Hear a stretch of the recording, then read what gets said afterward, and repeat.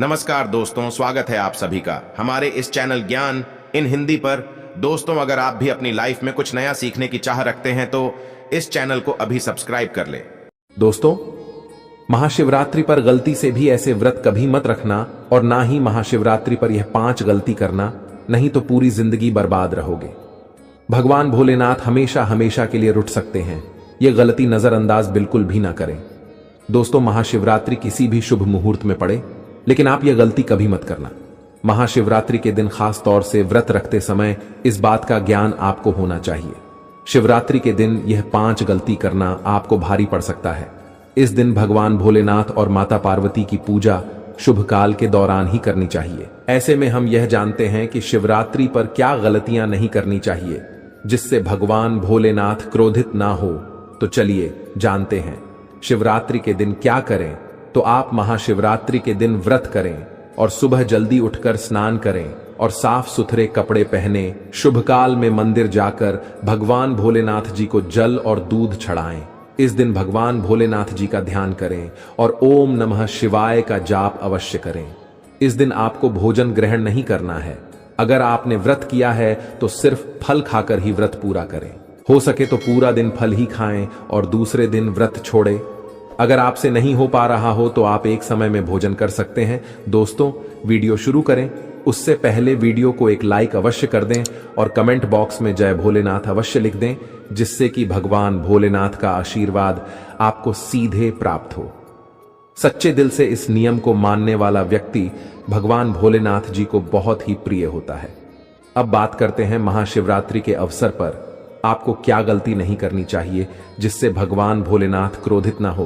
दोस्तों, चाहे कुछ भी हो जाए, महाशिवरात्रि के दिन मांस मदिरा का सेवन गलती से भी मत करना, नहीं तो आपके साथ कुछ भी हो सकता है। महाशिवरात्रि के दिन देर तक कभी ना सोए, इससे आपका भाग्य बिगड़ सकता है। भगवान भोलेनाथ रुठ सकते हैं। महाशिवरात्रि के दिन दाल चावल या गेहूं से बने पकवान नहीं खाने चाहिए। इस दिन आप सिर्फ फल, दूध, चाय और कॉफी ले सकते हैं। अगर आप भगवान भोलेनाथ जी को प्रसन्न करना चाहते हैं तो इस दिन काले कपड़े भूलकर भी मत पहनना।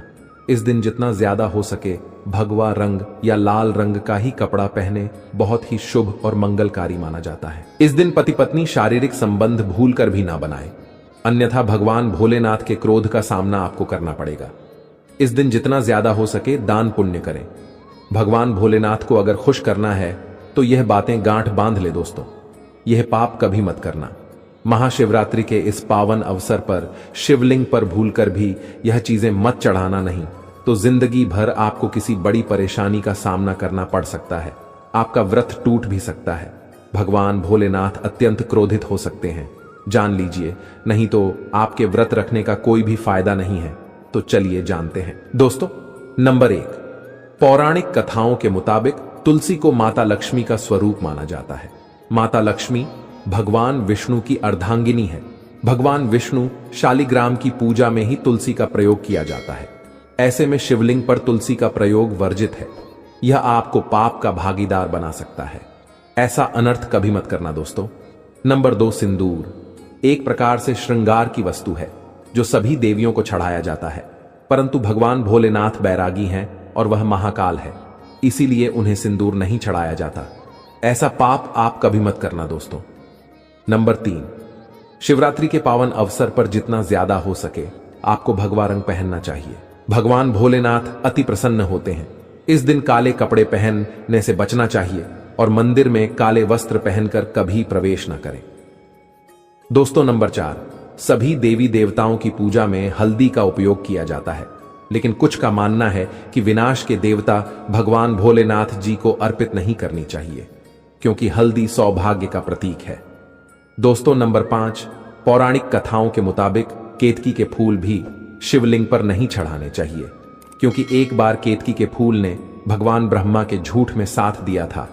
यह बात जानकर भगवान भोलेनाथ ने क्रोध में आकर केतकी के फूल को श्राप दे दिया। दोस्तों, नंबर 6, पौराणिक मान्यताओं के अनुसार ऐसा कहा जाता है कि शिवलिंग पर नारियल पानी नहीं चढ़ाना चाहिए, क्योंकि यह शुभ नहीं माना जाता। नंबर 7, शंख जल भगवान भोलेनाथ ने शंख चूर्ण नाम के असुर का वध किया था। शंख को उसी असुर का प्रतीक माना जाता है जो भगवान विष्णु का भक्त था। इसीलिए विष्णु भगवान की पूजा शंख से होती है। भगवान शिव की नहीं। दोस्तों, नंबर 8 तिल, यह भगवान विष्णु के मैल से उत्पन्न हुआ था माना जाता है, इसीलिए इसे भगवान भोलेनाथ को नहीं अर्पित किया जाना चाहिए। दोस्तों, नंबर 9, भगवान भोलेनाथ को अक्षत यानी साबुत चावल अर्पित किए जाने के बारे में शास्त्रों में लिखा है। टूटा हुआ चावल अपूर्ण और अशुद्ध होता है, इसीलिए यह भगवान भोलेनाथ को नहीं चढ़ता। आप ऐसा अनर्थ मत करना। चावल चढ़ाने से पहले ध्यान से देख ले, कहीं चावल टूटा हुआ ना हो। खास तौर से शिवरात्रि पर यह चीजें भगवान भोलेनाथ को चढ़ाने से व्यक्ति का भाग्य चमक उठता है।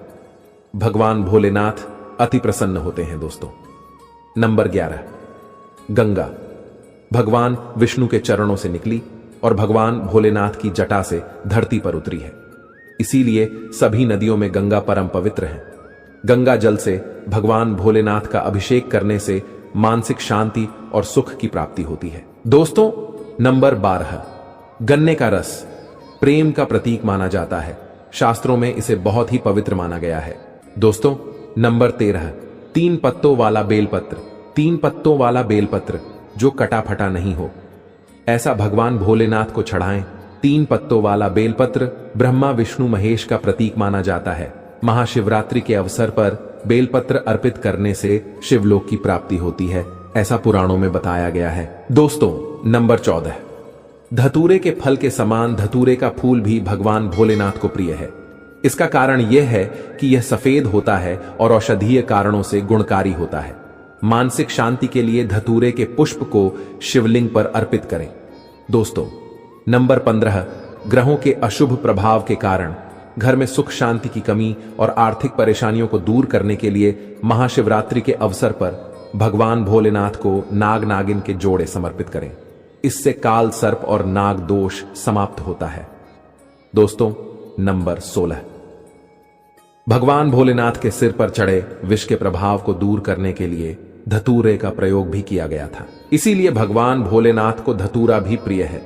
महाशिवरात्रि के अवसर पर शिवलिंग पर धतूरा अर्पित करें, इससे शत्रुओं का भय दूर होता है, साथ ही धन संबंधी मामलों में उन्नति होती है। दोस्तों, नंबर 17, भांग भगवान भोलेनाथ को अत्यंत प्रिय है और इस शिवरात्रि के अवसर पर भांग के पत्ते को पीसकर दूध या जल में घोलकर भगवान भोलेनाथ का अभिषेक करें, इससे रोगों से मुक्ति मिलती है। दोस्तों, अब बात करते हैं कि आपको महाशिवरात्रि व्रत में क्या खाना है। देखिए, जो महाशिवरात्रि होती है वह गंगा जल की हर एक बूंद की तरह पवित्र मानी गई है, शुभकारी मानी गई है। हमारे हिंदू परंपरा में शिवरात्रि का बहुत महत्व है और यह पर्व फाल्गुन मास के कृष्ण पक्ष की चतुर्दशी को मनाया जाता है। भगवान भोलेनाथ भोले भंडारी हैं। वे एक लौटा जल से भी प्रसन्न हो जाते हैं, मात्र एक बेलपत्र से भी अति प्रसन्न हो जाते हैं। लेकिन भगवान भोलेनाथ शीघ्र गुस्सा भी हो जाते हैं। जहां भगवान भोलेनाथ को कुछ चीजें प्रिय हैं, तो वहीं कुछ चीजें ऐसी हैं जिनका भगवान भोलेनाथ की पूजा में अगर इस्तेमाल ना किया जाए तो भगवान भोलेनाथ का पूजन अधूरा रह जाता है। वही कुछ चीजें ऐसी होती हैं जो अगर अनजाने में आप भगवान भोलेनाथ को अर्पित कर देंगे तो उससे भगवान भोलेनाथ आपसे रुष्ट हो जाएंगे। इसलिए भगवान भोलेनाथ की पूजा करते समय कुछ बातों का विशेष ध्यान रखना चाहिए। आज के इस वीडियो में हम आपको बताएंगे कि महाशिवरात्रि के पावन पर्व पर क्या करें क्या ना करें, कौन सी ऐसी वस्तुएं हैं जो भगवान भोलेनाथ को अति प्रिय है और कौन सी ऐसी वस्तु है जो भगवान भोलेनाथ को बिल्कुल भी प्रिय नहीं है, और कौन सी वस्तु है जो भगवान भोलेनाथ को भूल से भी अर्पित नहीं करनी चाहिए। दोस्तों, सबसे पहले जानते हैं कि महाशिवरात्रि के पावन पर्व पर क्या करना चाहिए जिससे कि भगवान भोलेनाथ और माता पार्वती का आशीर्वाद आपको प्राप्त हो। महाशिवरात्रि के दिन भगवान भोलेनाथ की पूजा सफेद या लाल रंग के वस्त्र धारण करके ही करें। सफेद और लाल रंग के वस्त्र धारण कर भगवान भोलेनाथ का पूजन करना बहुत ही शुभ माना जाता है। यदि संभव हो तो इस दिन पूजा में बिना सिले हुए वस्त्र पहने महाशिवरात्रि के पावन पर्व पर भगवान भोलेनाथ की शिवलिंग का पूजन अवश्य ही करें। शास्त्रों के अनुसार महाशिवरात्रि के दिन ही भगवान भोलेनाथ शिवलिंग के रूप में प्रकट हुए, इसलिए इस दिन शिवलिंग का पूजन करना सबसे ज्यादा श्रेष्ठ माना जाता है। शिवलिंग का पूजन करने से भगवान भोलेनाथ और माता पार्वती की असीम कृपा प्राप्त होती है। वैसे तो महाशिवरात्रि पर भगवान भोलेनाथ का पूजन रात्रि के चारों पहर में किया जाता है। इस बार पंचांग के अनुसार फाल्गुन माह के कृष्ण पक्ष की चतुर्दशी तिथि की शुरुआत 8 मार्च रात 9:47 से होगी। इस तिथि का समापन अगले दिन 9 मार्च शाम 6:17 पर होगा। महाशिवरात्रि व्रत के दिन भगवान भोलेनाथ की उपासना निशिता काल में की जाती है, इसलिए महाशिवरात्रि व्रत इस साल 8 मार्च 2024 शुक्रवार के दिन रखा जाएगा। दोस्तों, अब बात करते हैं कि आप लोग किस पहर में कितने समय पूजन कर सकते हैं। प्रथम पहर पूजन समय 8 मार्च को शाम 6:25 से शुरू होगा और समापन रात 9:28 को होगा। दूसरा पहर पूजन समय 8 मार्च को रात 9:28 से शुरू होगा और समापन 9 मार्च को रात 12:31 पर होगा। तीसरे पहर पूजन समय मार्च को रात 12:31 से शुरू होगा और समापन सुबह 3:34 पर होगा। दोस्तों, महाशिवरात्रि का मतलब है भगवान भोलेनाथ का रात्रि के समय पूजन करना। इससे भगवान भोलेनाथ अति शीघ्र ही प्रसन्न हो जाएंगे और आपको मनचाहा वरदान देंगे। महाशिवरात्रि पर भगवान भोलेनाथ के साथ माता पार्वती जी की पूजा भी अवश्य ही करें। ऐसा करने से आपको भगवान भोलेनाथ के साथ माता पार्वती जी का भी आशीर्वाद प्राप्त होगा। शिवरात्रि के दिन भगवान भोलेनाथ की शिवलिंग पर बेलपत्र अवश्य ही अर्पित करें। बेलपत्र भगवान भोलेनाथ को अति प्रिय है। बेलपत्र के बिना भगवान भोलेनाथ का पूजन अधूरा माना जाता है। बेलपत्र एक पत्ता नहीं माना जाता। एक डंडी में जो 3 पत्ते जुड़े हैं उन्हें बेलपत्र कहा जाता है। एक डंडी में 3 जुड़े हुए बेलपत्र ही शिवलिंग पर अर्पित करें और चंदन से उस पर ओम नमः शिवाय लिखकर अर्पित करें। ऐसा करने से भगवान भोलेनाथ की कृपा प्राप्त होती है। महाशिवरात्रि के दिन भगवान भोलेनाथ को पूजा में अक्षत अर्पित करें। ऐसा करने से आपको भगवान भोलेनाथ का आशीर्वाद प्राप्त होगा।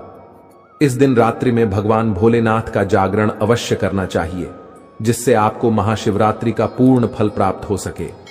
महाशिवरात्रि के दिन भगवान भोलेनाथ की पूजा करने से पहले भगवान श्री गणेश, भगवान कार्तिकेय, नंदी और माता पार्वती का पूजन अवश्य ही करना चाहिए, नहीं तो आपको पूजा का फल प्राप्त नहीं होगा।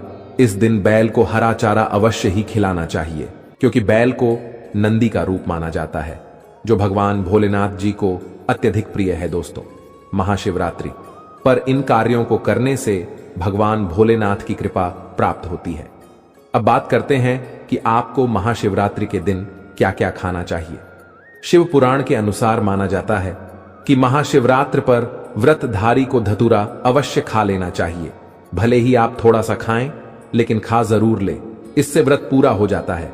इस दिन भांग खाने से संपूर्ण फलों की प्राप्ति हो जाती है। अगर आप भांग नहीं खाते हैं तो इसे थोड़ा बहुत छक ले, नहीं तो आपका व्रत अधूरा माना जाएगा। दोस्तों, महाशिवरात्रि के पावन पर्व पर भगवान भोलेनाथ और माता पार्वती की कृपा प्राप्त करने के लिए इन सभी बातों का विशेष ध्यान रखें, जिससे आपको व्रत और पूजा का पूर्ण फल प्राप्त हो और भगवान भोलेनाथ और माता पार्वती की आपको कृपा मिल सके। बहुत सी चीजें इस दिन के व्रत में ऐसी होती हैं जो आपको नहीं खानी चाहिए, और एक चीज ऐसी है जो महाशिवरात्रि के दिन जरूर खानी चाहिए, ताकि आपको इस व्रत का संपूर्ण फल मिले। महाशिवरात्रि के दिन बहुत से लोग व्रत रखते हैं। एक बेला उपवास रखकर कई लोग सात्विक भोजन करते हैं। महाशिवरात्रि का व्रत अगर आप रखते हैं तो ध्यान रखें, शरीर में पानी की कमी ना हो। इसके लिए अनार या संतरे के जूस का सेवन कर सकते हैं, लेकिन गन्ने का जूस मत पीजिए। महाशिवरात्रि के दिन फलाहार में सेब, संतरा, पपीता, केला, खीरा वगैरह खा सकते हैं। दोस्तों, आशा करते हैं कि आज की जानकारी आपको अच्छी लगी होगी।